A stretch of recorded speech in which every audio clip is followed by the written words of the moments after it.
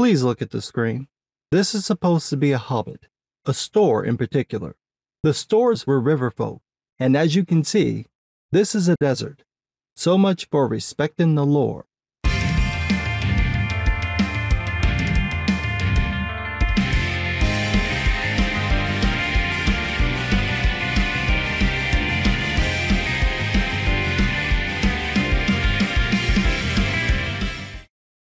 I've been wondering how much the second season of The Rings of Power will deviate from Tolkien's writings, because the first season ignored most of what he wrote. The showrunners Patrick McKay and J.D. Payne claimed that the second season would get closer to Tolkien's works, but as we can see from this exclusive Entertainment Weekly preview, the pair are still taking massive liberties with Tolkien's stories. It's especially bad in this case because Tolkien wrote about the origins of the three Hobbit branches, and The Rings of Power pretty much ignores all of that. From the article, quote, "There are still no hobbits in The Lord of the Rings of Power. Since the show was set in the Second Age of Middle-earth, the lovable Shire dwellers we know so well from J.R.R. Tolkien's original stories haven't quite come into being yet. But we do get to spend time with their ancestors, like the nomadic Harfoots, who were part of the action from the beginning of Season 1. Right from the start, that's not true, and it makes no sense. Tolkien never said that there was some race that preceded the hobbits. The closest he gets to this is in explaining Gollum's history, where Gandalf says that Smeagol was of hobbit kind, but then also says that this line was probably descended from the Stores. As far as we know, there was no preceding race before the hobbits other than men. Hobbits are descendants of humans. No one else was mentioned.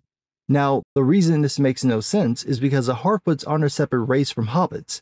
They are an ethnic group within the hobbit race.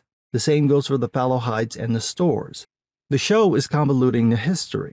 Tolkien says that the hobbits wandered for centuries before settling near the Anduin River just east of the Misty Mountains. Eventually, all three groups travel further west and settle in what becomes the Shire. However, the showrunners decided to ignore what Tolkien wrote and create their own history for the hobbits using their ethnic group names while claiming that none of the characters are actually hobbits, even though they all look like hobbits. This leads to contradictions with Tolkien's works. From the article, quote, "But as Season 2 begins, the show's primary Harfoot characters Nori Brandyfoot and Poppy Prowfellow are exploring the desert region of Rhûn in the east of Middle-earth. There they'll meet some distant cousins. These are the Stores, who predate the Hobbit-adjacent riverfolk. Unlike the Harfoots, the Stores are not nomadic. The Stores' ancestry at some point was nomadic, says Tanya Moody, who plays the Stores' community leader Gundabel. But over the years, we as a group have settled, and that has become our culture, to look after one another." Right. From The Lord of the Rings, concerning hobbits, speaking about the Stores, quote, "Before the crossing of the mountains, the hobbits had already become divided into three somewhat different breeds, Harfoots, Stores, and Fallowhides. The Stores were broader and heavier in build. Their feet and hands were larger, and they preferred flatlands and riversides. The Stores lingered long on the banks of the great river Anduin, and were less shy of men. They came west after the Harfoots, and followed the course of the Loudwater southwards, and there many of them dwelt between Tharbad and the borders of Dunland before they moved north again." So, everything Tanya Moody said was wrong.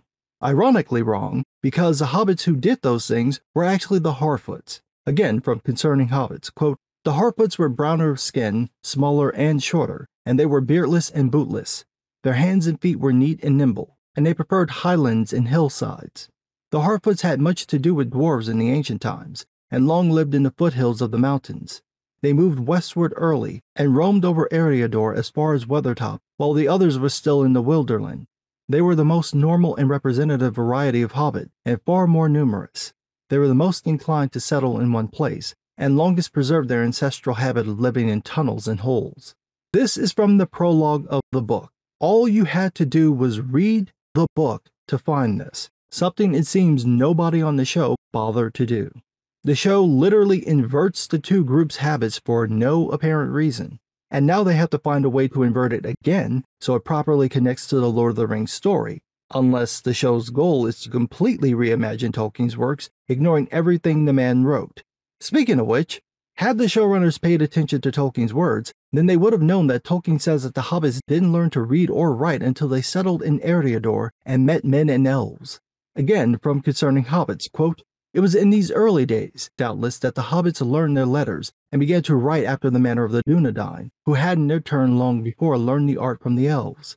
In those days, they also forgot whatever languages they had used before, and spoke ever after the common speech, the Westron as it was named, that was current through all the lands of the kings from Arnor to Gondor, and about all the coasts of the sea from Belfalas to Lune.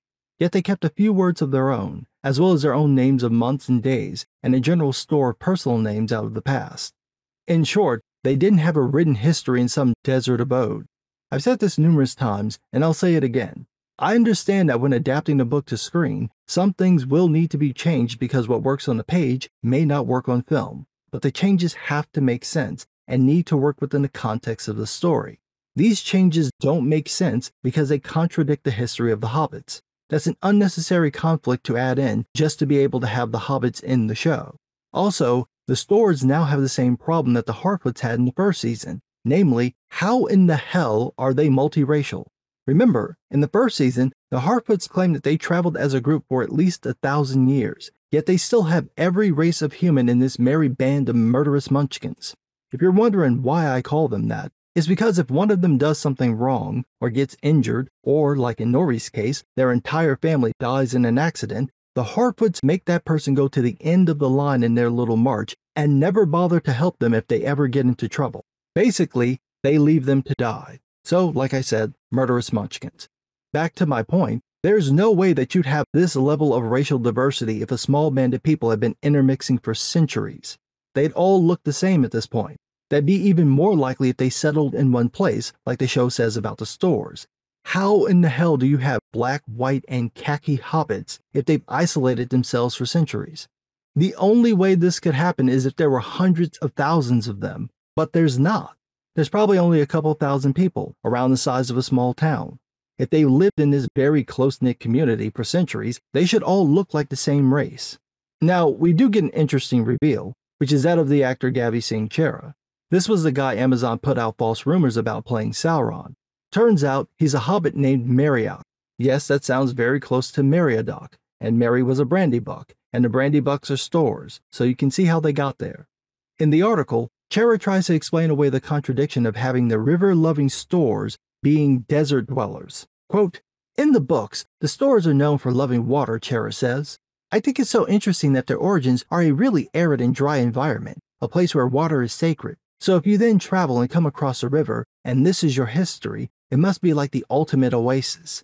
Except that's not what Tolkien wrote. He didn't say that the Stores were once desert dwellers who thought of water as sacred. He said that they preferred flat lands and riversides. Now, I'm just a city boy, but I'm pretty sure that this underground dust trap isn't a flatland or a riverside. This is what happens when someone tries to shoehorn something into a story that doesn't work and doesn't need to be there. I understand that people like hobbits, so it might have helped to have hobbits in the show. It didn't. But the hobbits have nothing to do with the events of the Second Age, and so far, nothing we've seen of the showrunner's murderous munchkins make them a worthy or interesting addition. If you cut them out the show, you lose nothing outside of the show pussyfooting around with Discount Gandalf. Like I've said many times before, this show comes across as bad fanfiction, and the more I learn about Season 2, the more it sounds like all anyone working on the show did was skim the Tolkien Gateway site and start writing. Maybe they should have actually read things carefully. Or, read the books. But what do I know? I'm just some guy.